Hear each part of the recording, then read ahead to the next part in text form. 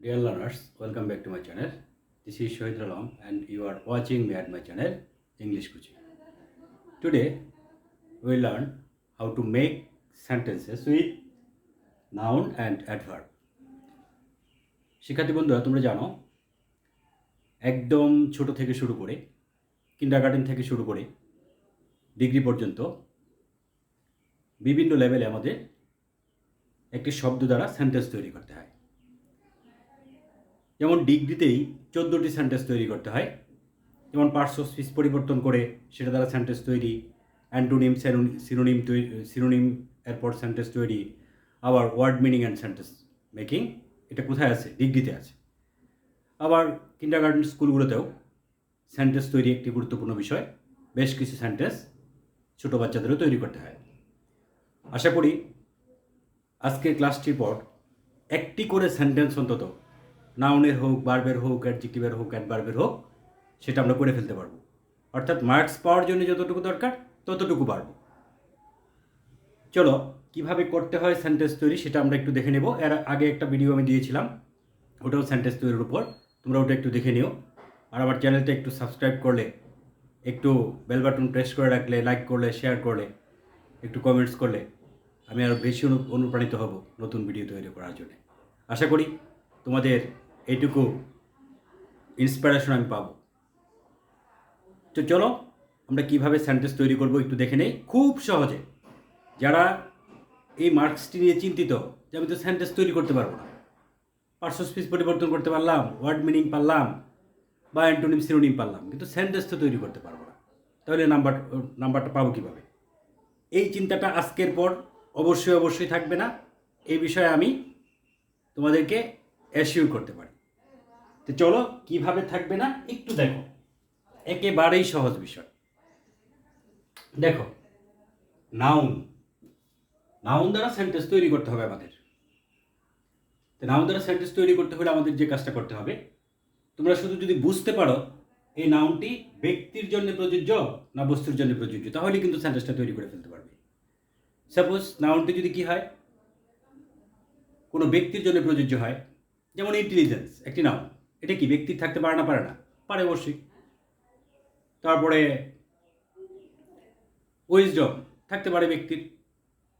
তারপরে ধরো ইন্টিগ্রিটি ব্যক্তি থাকতে পারে।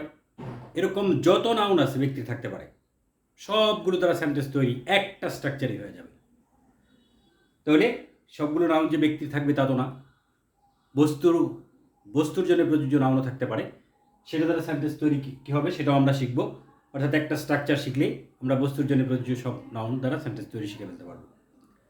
তারপরে আসলে অ্যাডভার্বের বিষয়। অ্যাডভার্ব দ্বারা কীভাবে সেন্টেন্স তৈরি করব, এটা হলো সবচেয়ে সহজ। অ্যাডভার্ব দ্বারা সেন্টেন্স তৈরি করাটা, আমাদের জাস্ট দুইটা স্ট্রাকচার যদি আমরা মনে রাখি, তাহলে আমাদের সামনে যে অ্যাডভার্বটাই আসুক না কেন, আমি যদি শুধু বুঝতে পারি এই অ্যাডভার্বটা ভালো অর্থে প্রকাশ করতেছে আর খারাপ অর্থে প্রকাশ করতেছে, দুইটার একটা যদি খালি আমি সিদ্ধান্ত নিয়ে নিতে পারি, তাহলে আমি সেন্টেন্সটা তৈরি করে ফেলতে পারবো। দেখো কিভাবে করি আমি। ব্যক্তির জন্য প্রযোজ্য নাউনের সেন্টেন্স আবার তৈরি করতে হবে। সাপোজ ইন্টেলিজেন্স আছে, তারপরে উইজডম আছে, তারপরে ধরো ইন্টিগ্রিটি আছে, এরকম যত নাউন ব্যক্তির জন্য আছে, সাইলেন্স আছে, নীরবতা ব্যক্তি থাকতে পারে, তাহলে এই ফ্রিডম ব্যক্তি থাকতে পারে। এরকম যত নাউন আছে ব্যক্তির জন্য, সবগুলো দ্বারা সেন্টেন্স তৈরির জন্য একটা সেন্টেন্স শুধু পড়বো আমরা, সেটা কি? আই নো অ্যাবাউট হিজ, এরপর নাউনটা দিয়ে দিব। দেখো এখন কোন নাউন দ্বারা তুমি ব্যক্তির জন্য প্রযোজ্য এমন নাউন, কোন নাউন দ্বারা তুমি সেন্টেন্স তৈরি করবে। যত নাউন তোমার সামনে আসুক না কেন, তুমি সেন্টেন্সটা ঠিকই তৈরি করে ফেলতে পারবে। যেমন ইন্টেলিজেন্স দ্বারা যদি আমি সেন্টেন্স তৈরি করি, ইন্টেলিজেন্স, এই ইন্টেলিজেন্স দ্বারা সেন্টেন্স তৈরি করতে হবে। কি করব? এই যে স্ট্রাকচারটা দেওয়া আছে, I know about his plus noun, তাহলে I know about his intelligence, I know about his intelligence, আমি তার বুদ্ধিমত্তা সম্পর্কে জানি। হইতেই পারে সেন্টেন্স। এখন কোন নাউন দ্বারা সেন্টেন্স তৈরি করবে ব্যক্তির জন্য প্রযোজ্য, যে কোনো নাউন ব্যক্তির জন্য প্রযোজ্য হোক, শুধু আই নো অ্যাবাউট হিজের পরে এটা দিয়ে দিবে, তাহলে অন্তত মার্কস পাওয়ার ব্যবস্থাটা আমাদের হয়ে গেল। কিন্তু এখানে তাহলে এখন যদি আমি বলি wisdom, I know about his wisdom. আমি যদি বলি integrity, I know about his integrity. আমি যদি বলি silence, I know about his silence. তাহলে এভাবে যত নাউন ব্যক্তির জন্য প্রযোজ্য হয় সবগুলো দ্বারা কিন্তু আমি সেন্টেন্স তৈরি করতে পারবো। সাপোজ রেসিডেন্স, রেসিডেন্স কি ব্যক্তির থাকতে পারে না? পারে না, পারে। শুধু এইটুকু বুঝতে, অ্যাকুরেট অর্থ বুঝো না, ঠিক আছে, তো শুধু এইটুকু বুঝতেই হলো যেটা ব্যক্তি থাকতে পারে কিনা। তো পারে না, পারে না, রেসিডেন্স থাকতে ব্যক্তি পারে, তাহলে I know about his residence হয়ে গেল। সাপোজ রেজাল্ট, রেজাল্টও একটা নাউন, তো তাহলে I know about his result.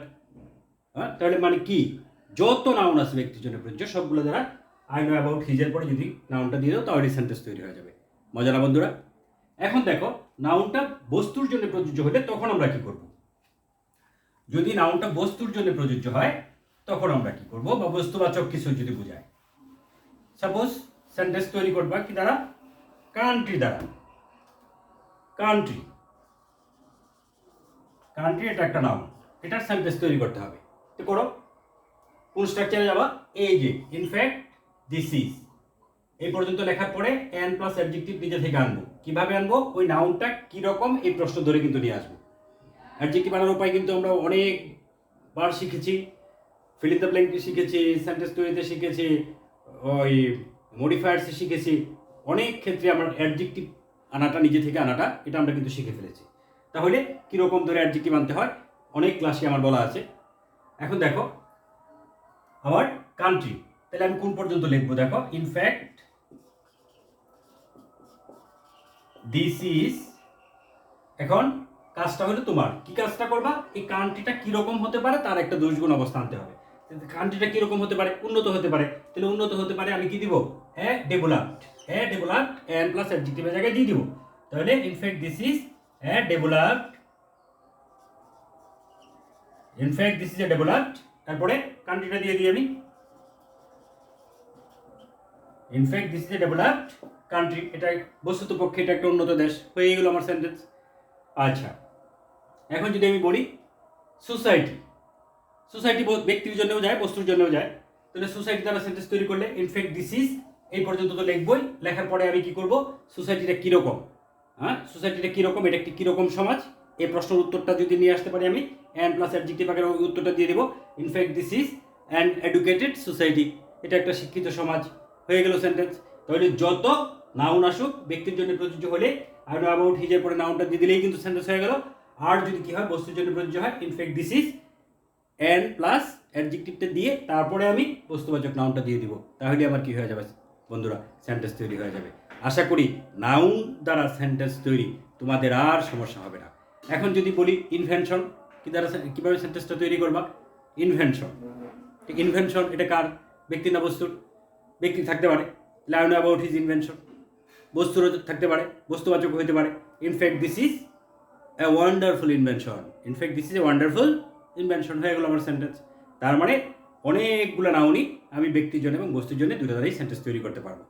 তাহলে আশা করি নাউনের সেন্টেন্স তৈরি করা নিয়ে আর কোনো ঝামেলা তোমাদের থাকবে না। তো চলো, নাউনের সেন্টেন্স হয়ে গেল। এখন কার সেন্টেন্স করবো আমরা? অ্যাডভার্বের সেন্টেন্স তৈরি করবো বন্ধুরা। অ্যাডভার্বের সেন্টেন্স দেখো কিভাবে তৈরি করি। দেখো, দুইটা স্ট্রাকচার দেওয়া আছে অ্যাডভার্বের। একটা হলো ভালো অর্থে, অ্যাডভার্বটা যদি ভালো অর্থে বোঝায় তাহলে আমি কি করব? I wanted to do the ওয়ার্কের পরে অ্যাডভার্বটা দিয়ে দিব। এই যে I wanted to do the work, আমি কাজটা করতে চেয়েছিলাম। একটা ছোট্ট সেন্টেন্স, সহজ সেন্টেন্স, অথচ এই সেন্টেন্সের পরে যত অ্যাডভার্ব আছে ভালো অর্থে সবগুলো দ্বারাই কিন্তু সেন্টেন্স তৈরি করা যাবে। বিশ্বাস হচ্ছে না? দেখো, মনে করো scientifically,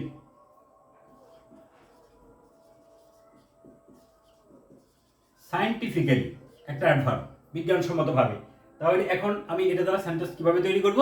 I wanted to do the work, scientifically যদি দেই আমি আই ওয়ান্টেড, আমি চেয়েছিলাম, টু ডু করতে, দ্য ওয়ার্ক কাজটি, I wanted to do the work, আমি কাজটি করতে চেয়েছিলাম।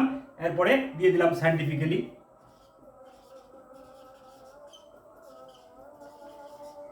I wanted to do the work scientifically, আমি বিজ্ঞানসম্মতভাবে কাজটা করতে চেয়েছিলাম। এখন আসলো পরীক্ষায় ধরো ইজি, এটাকে অ্যাডভার্ব করতে বললো ইজিলি, তাহলে ইজিলি দ্বারা সেন্টেন্স তৈরি করা, I wanted to do the work easily, I wanted to do the work scientifically, I wanted to do the work confidently, হ্যাঁ, I wanted to do the work হ্যাঁ systematically. এই যে যত adverb বলবা ভালো অর্থে সবগুলো দ্বারা কিন্তু সেন্টেন্স হয়ে যাবে। শুধু এই যে অ্যাডভার্বটা এখানে দিয়ে দিবা, তারপরে I wanted to do the work, আমি কাজটি করতে চেয়েছিলাম। এরপরে যত ভালো অ্যাডভার্ব, ভালো অর্থে যত অ্যাডভার্ব আছে সবগুলো দ্বারা সেন্টেন্স তৈরি হয়ে যাবে। তাহলে আমি অ্যাডভার্ব দ্বারা, ভালো অর্থে অ্যাডভার্ব দ্বারা সেন্টেন্স তৈরি শিখে ফেললাম। যত অ্যাডভার্ব আসুক না কেন আমার সব অ্যাডভার্ব দ্বারা সেন্টেন্স তৈরি হয়ে যাবে। তাহলে এখন রইল কোনটা? অ্যাডভার্বটা ভালো অর্থে না বোঝায় খারাপ অর্থেও তো বোঝাইতে পারে। যেমন আনকনশাসলি, আনকনশাসলি, আনকনশাসলি কি ভালো অর্থে না খারাপ অর্থে? অসচেতনভাবে। নিশ্চয়ই কেউ অসচেতনভাবে কোনো কাজ করতে চায় না, কিন্তু এখানে সেন্টেন্স তৈরি করতে হবে। আমি কি করব? ওই যেটা নেগেটিভ ফর্ম নিয়ে আসবো, আই ডিড নট আনকনশাসলি। আনকনশাসলি হলো আমার অ্যাডভার্ব, এটা দ্বারা সেন্টেন্স তৈরি করতে হবে। কি করব আমি? কি করবো বন্ধুরা বলো তো? এই যে স্ট্রাকচারটা আছে, I did not want to do the work, আমি কাজটি করতে চাইনি। অথবা we should not do our duty, আমাদের উচিত না আমাদের দায়িত্ব পালন করা।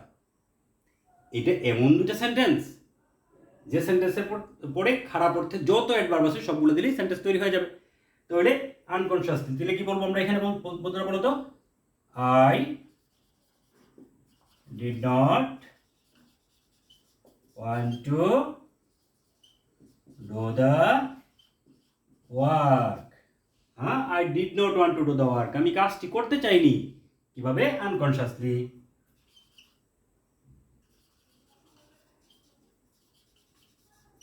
I did not want to do the work unconsciously, আমি অসতর্কভাবে কাজটি করতে চাইনি। এখন আমি যদি বলি আনইউজুয়ালি, হ্যাঁ, এখন আমি যদি বলি ব্রুটালি, হ্যাঁ, এগুলো কি খারাপ অর্থে অ্যাডভার্ব। তাহলে খারাপ অর্থে যত অ্যাডভার্ব আছে সবগুলো অ্যাডভার্বের সেন্টেন্স কি? I did not want to do the ওয়ার্কের পরে অ্যাডভার্ব দিয়ে দেওয়া।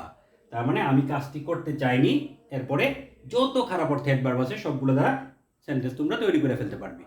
তাহলে ভালো অর্থে অ্যাডভার্ব দ্বারা সেন্টেন্স তৈরি শিখলাম, খারাপ অর্থে অ্যাডভার্ব দ্বারা সেন্টেন্স তৈরি শিখলাম, ব্যক্তির জন্য প্রযোজ্য নাউনের সেন্টেন্স তৈরি শিখলাম, বস্তুর বাচক নাউন অর্থাৎ বস্তুর জন্য প্রযোজ্য নাউনের সেন্টেন্স তৈরি শিখলাম। তাহলে আমার এই যে নাউন এবং অ্যাডভার্ব দ্বারা সেন্টেন্স তৈরি আমাকে আর আজকের পর থেকে আশা করি কেউ আটকাইতে পারবে না। অন্তত মার্কস পাওয়ার জন্য যতটুকু দরকার ততটুকু আমাদের শেখা হয়ে গেল কিন্তু বন্ধুরা। আশা করি বুঝতে পেরেছ। এরপর আমার চ্যানেলটা একটু সাবস্ক্রাইব করে রাখবে, নতুন ভিডিও দেওয়ার সাথে সাথে যাতে পেয়ে যাও। একটু বেল বাটনটা প্রেস করে রাখবে, আর যদি ভালো লাগে একটু বন্ধুদের সাথে শেয়ার করবে।